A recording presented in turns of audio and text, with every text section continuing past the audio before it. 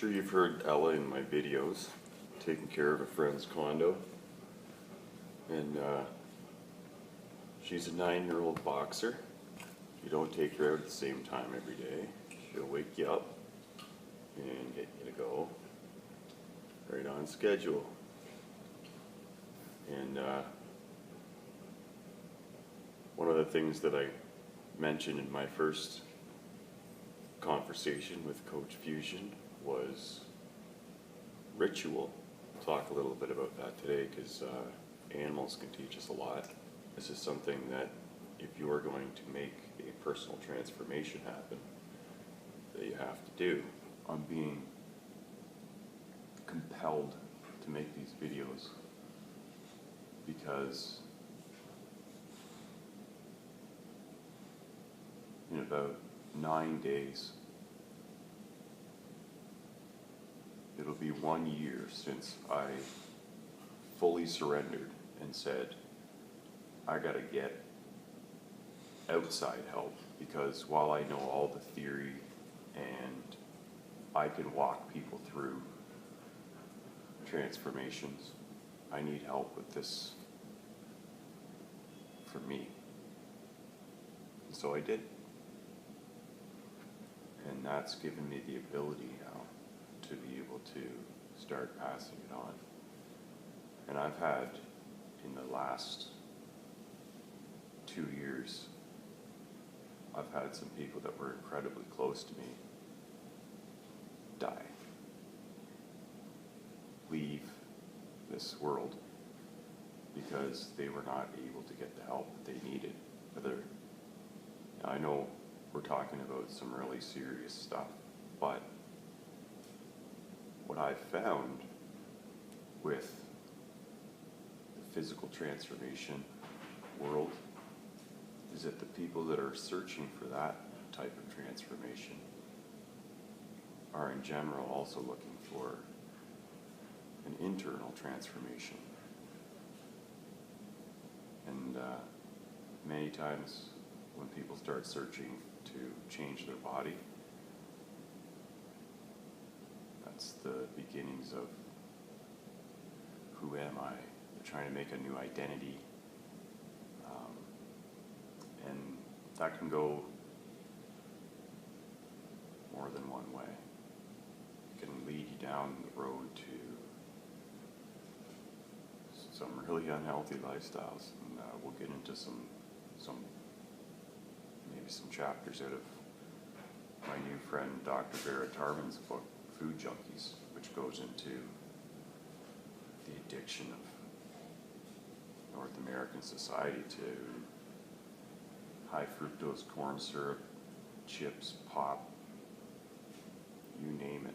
It is rampant and it is addiction, and it's rapidly being proven that it's just as insidious, and in fact it's probably worse than all drug and alcohol abuse combined, because it's just accepted. So don't feel alone. I have ultimate empathy for anybody that's struggling with trying to change in their life for the positive, because at a very early age I started to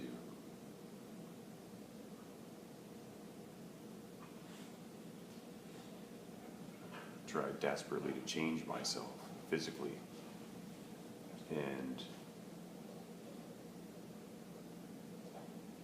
while I do believe ultimately it probably saved me from getting into some major difficulties with my life, it was like a good thing physically up until I hit about 20. And then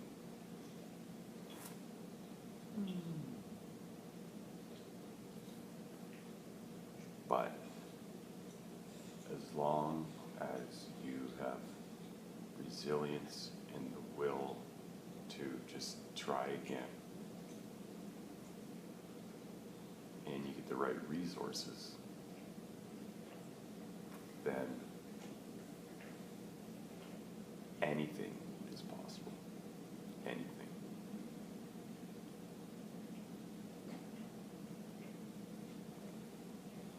Anything is possible. So,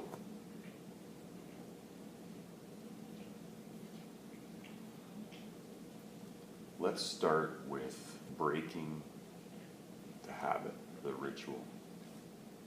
Being able to do something out of the ordinary, because that way you don't have to continue to use willpower, because that doesn't work. Willpower doesn't work. In the addiction world, they call that, and I'm gripping the seat here, they call that white knuckling it. And it only works for like that long. And then you'll be right back doing the same habits again, because you haven't made any real change. You're still operating from the side of fear. Fear of change. Because we as humans fear change, because our normal, habitual routine is familiar and comfortable to us.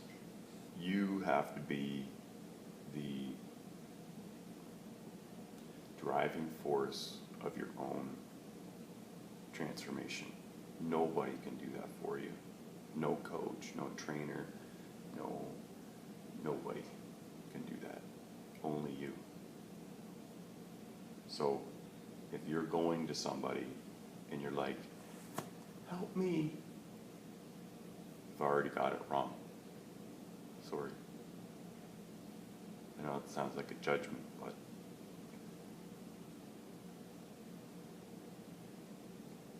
I'm speaking from experience. And I'm not the 17-year-old personal trainer anymore. I'm 41, and I've been around all over. I've done every job you can imagine. 2 different continents. Been all over the place. I've lived in different countries for multiple consecutive years, not just little holidays. Done some majorly drastic changes in my life over the years. Never was able to settle down because I was always looking for something, and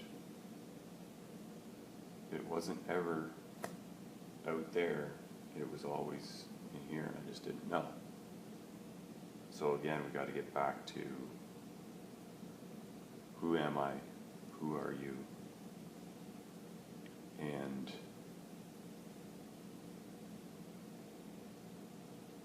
what is it that you really want? Is it really that you want to change your body? Or is it this that you actually really want to make a major change in your life?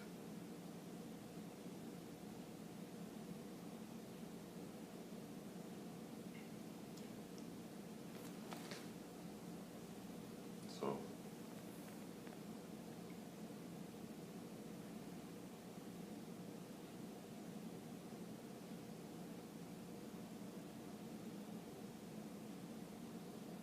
this became a ritual for me too. I used to just drink coffee because it kept me awake.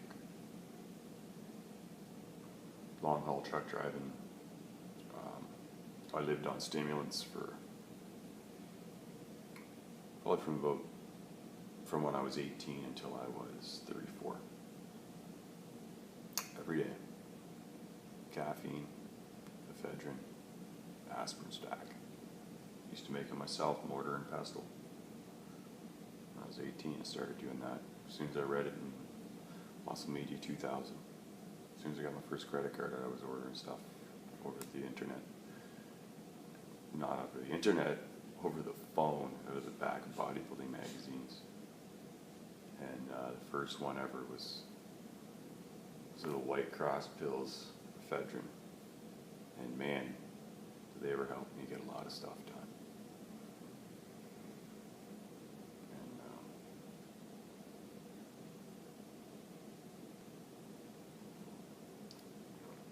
but now, I introduced my brother to Warrior Coffee, which was actually 35% heavy table cream. It's like the predecessor to what you see now, bulletproof coffee or butter coffee, which you'll see me making in some of my other videos. And so I introduced him to that concept for the dietary aspect, and then he being who he is, he started having this morning coffee ritual, where it's this, kind of intricate process of making sure all the cups are the perfect temperature, and there's a whole bunch of different steps to it. And it takes about 10 to 15 minutes to prepare your coffee, and I'm doing that now too. So when I have a coffee, it just really, really helps, because it breaks you out of the run into the kitchen, late, pour the thing out of the percolator that automatically just turns itself on. You're just stuck in a bad routine. So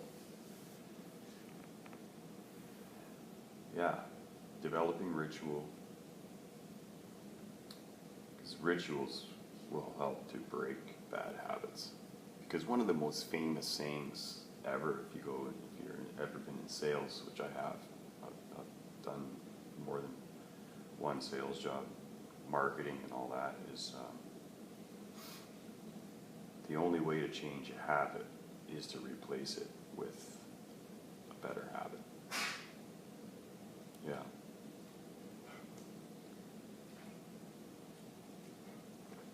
So,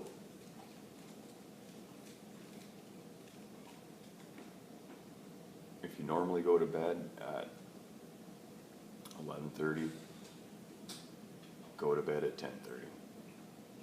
If you normally press snooze like 20 times, you just once set your alarm, wake up when it goes off, just pull the covers off and stand up. There's actually I'll see if I can attach that to this video. There's a YouTube video, actually it's a TED Talks, and it's a lady talking about this, and that's one thing she said. Just get out of bed, just stand up. That's all you got to do. Stand up. Don't press snooze or anything. Just for once, just stand up and put your feet on the ground. And that'll be the start. That's all that it takes. You've changed one thing. And one little change can be the catalyst to further and further incremental change over time. It's known as the Kaizen principle, small incremental changes over time. And a lot of my people that I work with have heard me talk about that, especially in the weight training world, where people get stuck and they just can't make any progress. It's because they're trying to do too much. It's a very good analogy, actually. Weight training and nutrition are always just... So the new person comes to the gym, we'll just use typical 18 years old, wants to get huge, girls. And because they're full of natural hormones, and they're young and physically resilient, and they've never trained before, so an immediate effect in their bodies, and they get all excited, and they go in all the time, and they expect this to continue to go on, indefinitely, and then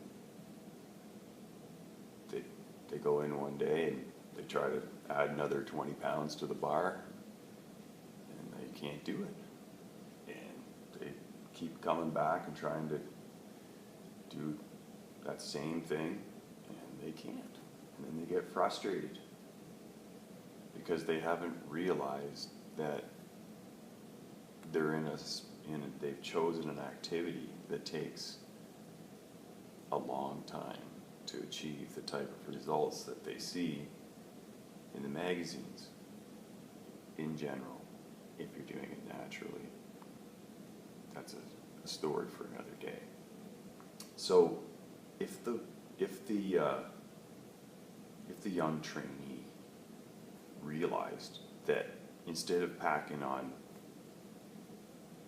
putting on 20 pounds on the bar each time he came in,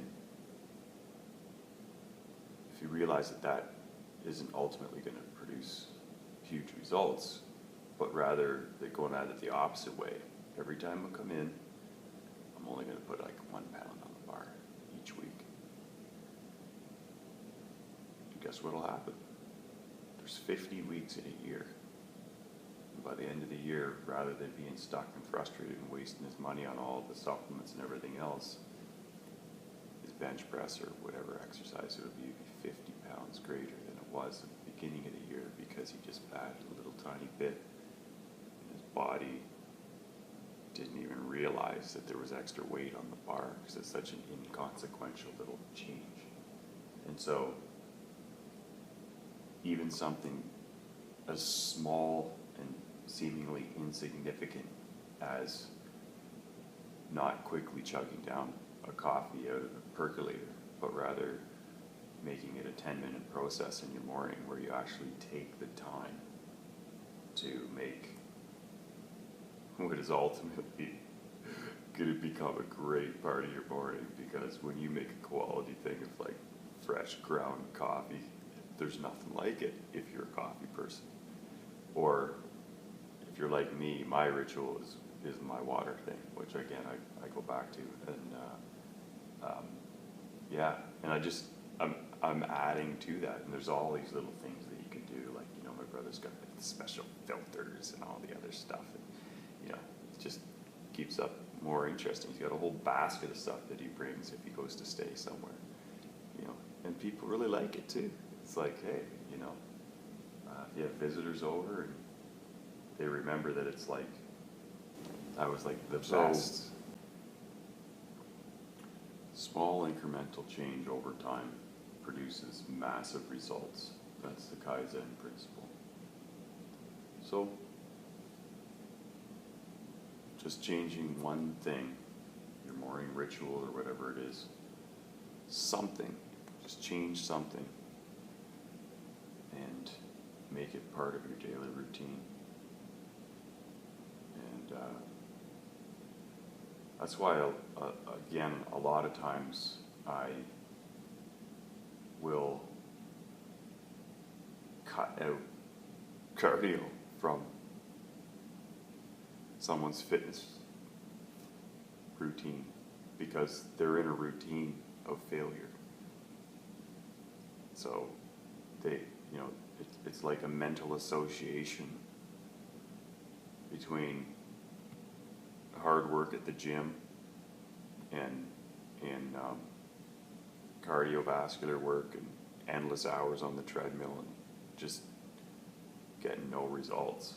And so that's a drastic change. And also whether or not other people in the industry of coaching and training agree, because one thing that I'd also like to say is that you don't have to believe anything that I'm saying. And if it doesn't resonate with you, then I'm not your guy.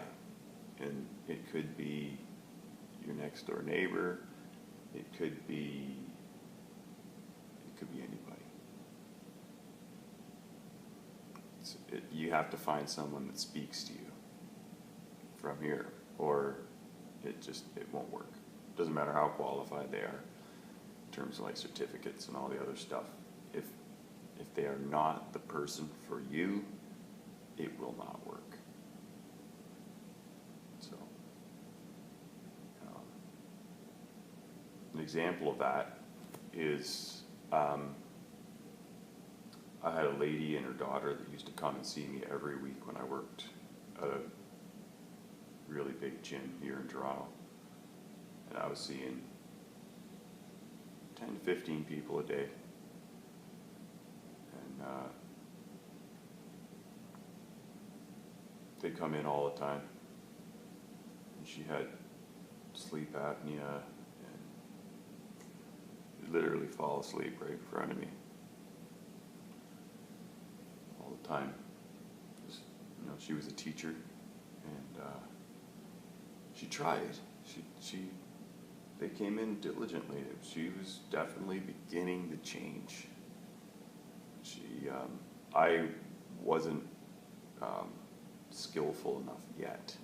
I was kind of at the beginning of where I was starting to get into the real coaching aspect of it, and realizing that I wasn't just some personal trainer or just a dietitian or nutritionist or whatever you want to call that. And I think that was the first time where people were starting to get a sense that I really cared, and I really wanted to help them change, because that was right around the time when I started really caring to a certain extent about myself, and it started to resonate with people.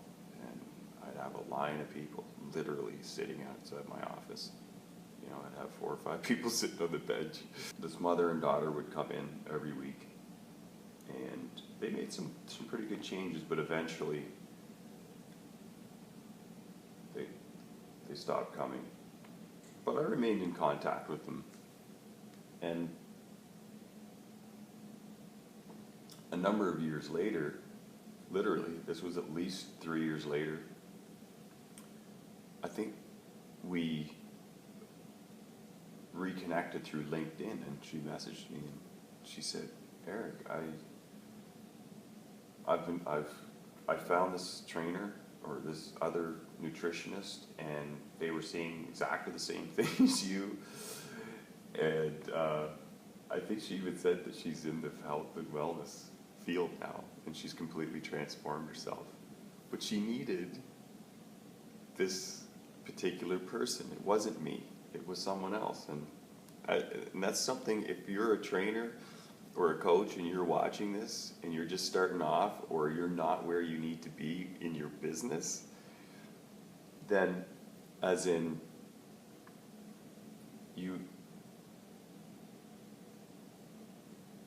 if you have a certain level of clientele, you're just getting there, but you can't quite break through that threshold of, for the results part, you can't beat yourself up about it. You have to be patient too, because you have to go through a lot of people to get those golden nuggets for yourself.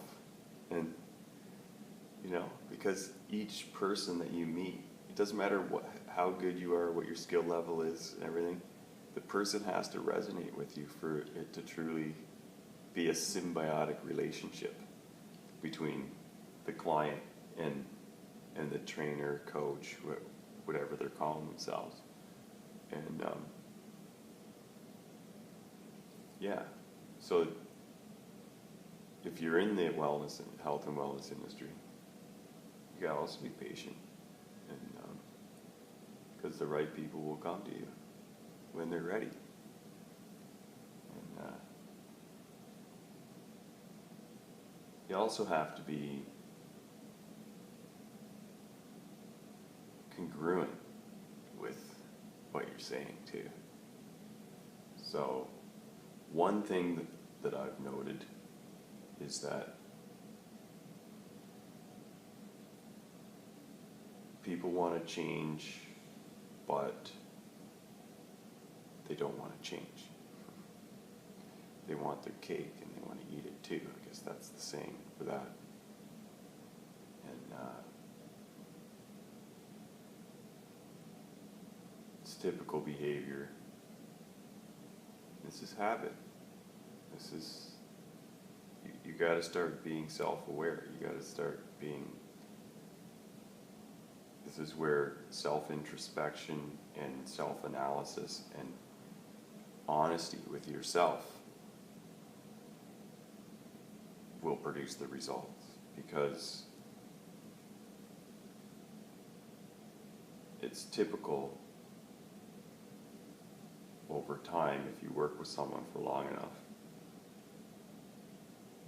that they will eventually break down and start telling you what's really happening. You know,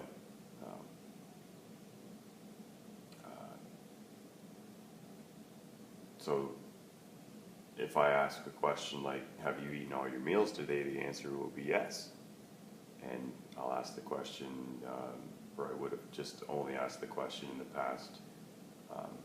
Questions like, you know, did you do this, and this? But now what I do too, I'll ask if they have a family, I will ask more questions like, are you the one that prepares your kids' food? And do you eat your kids' food as you're preparing? Because those little habits are also what need to change. So if you're diligently following your diet and weighing and measuring all your food and all the other stuff, but not realizing that when you eat that cookie out of your kid's lunch, you're sampling, or drinking, you know, the last little bit of juice that's in the jar that you filled up their sippy cup with, and not realizing that the 2-hour insulin rule comes into play, and then the meal that's actually on your plan that you would have joyfully eaten and continued to lose weight now became a device for fat storage and obliterating your metabolism. These are the tiny little details of our little habits that we have that can drastically change or can drastically sabotage our journey to change. So self-honesty and self-introspection and really being able to see what it is that you're doing on a daily basis, even these small little things like eating that one cookie. And this is where we will get into, in a much deeper level, all the saboteurs in your life that are family members, usually, loved ones, and people that genuinely care about you. But because they don't know anything about the physical part of it, which is where we're always going to begin here, because it's great because it's motivational to change physically, because you can see those and measure those. It's measurable changes. And so if you go from like yo-yoing up and down in weight to, you know, you gradually lose, you know, X amount of pounds or whatever it is, or you got to throw out all your clothes, and then you maintain it for 1, 2, 3, 4, 5, 6, 7, 8. And all of a sudden, you've done consistent change for 1 year. You're getting somewhere, and you can see it, and it's exciting. Versus, you know, taking up advanced meditation, which actually probably help just as well, but it's like it's not something that you can excitedly go out and or have people comment and say, wow, wow, you just look so much different. You know, someone that hasn't seen you for 5 or 6 months. I mean, that in itself is one of the best things ever, is if someone starts doing a physical transformation, and the culmination of it is like after 6 months they're going to go and see people that they haven't seen in years in real life, and to hear them when they come back and say, Uncle Bob didn't even recognize, they were just like, their jaws were on the ground because there was so much change, and you can see people's faces light up from that. Because people that haven't, they don't, I say this all the time to people, you look at yourself in the mirror every day, you don't see the small incremental changes that are happening.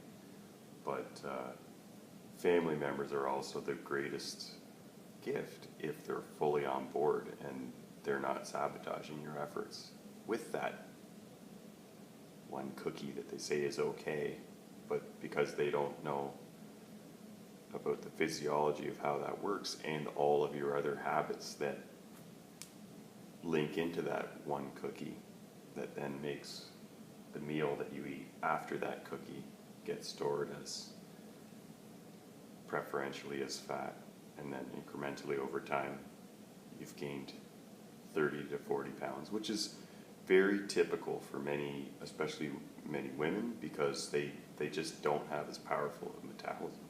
Their thyroid's not as powerful, and it's just way easier for them to put on adipose tissue from these small little things that seem innocent.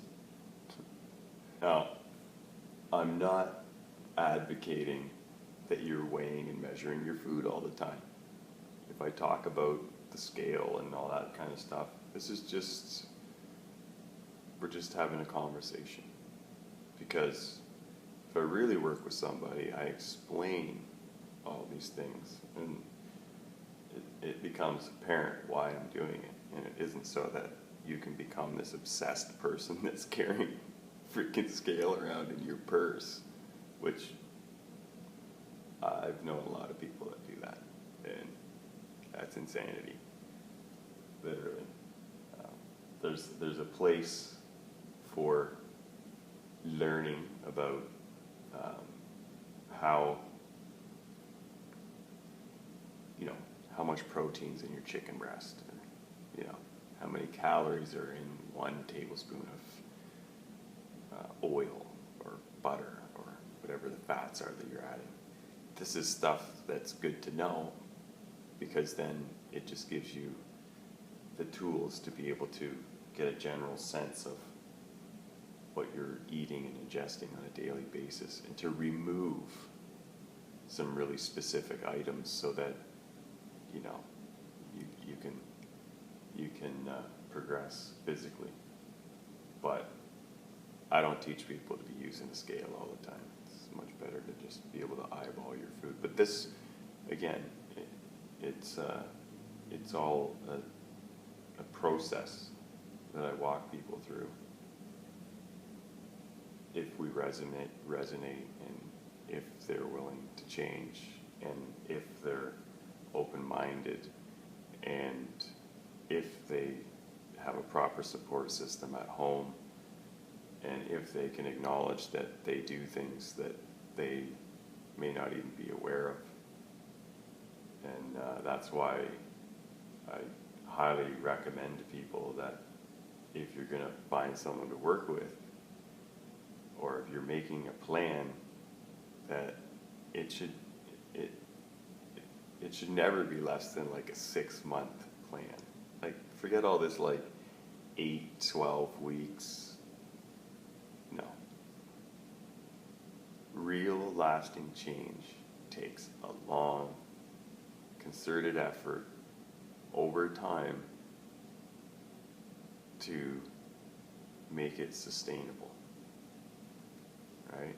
That's why crash diets end up as yo-yo diets in this never-ending cycle of gaining and losing, frustration, pain, and ultimately unsuccessful attempts at permanent body recomposition. Let's end off with a quote from my favorite guy, Eckhart Tolle.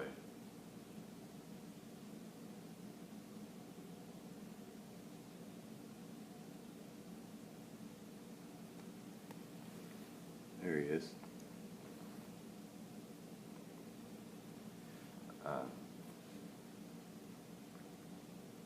Realize deeply that the present moment is all you ever have. So, anytime you read him, it'll always be relevant. We'll say it again, and then I'll say what came into my mind. Realize deeply that the present moment is all you ever have. So when the alarm goes off, remember that. The present moment is the moment where you get out of bed instead of hitting snooze. That moment is where change happens. Which again, my favorite quote, the journey of 1,000 miles begins with the very first step. So, baby steps. Set your alarm early today. Get up early in the morning tomorrow and drink 125 mils of pure spring water with no fluoride and no chlorine. And then if you can do that for 1 week, you'll have instigated change, and then we can add in some more things incrementally, and you will notice a huge difference if you continue to incrementally change.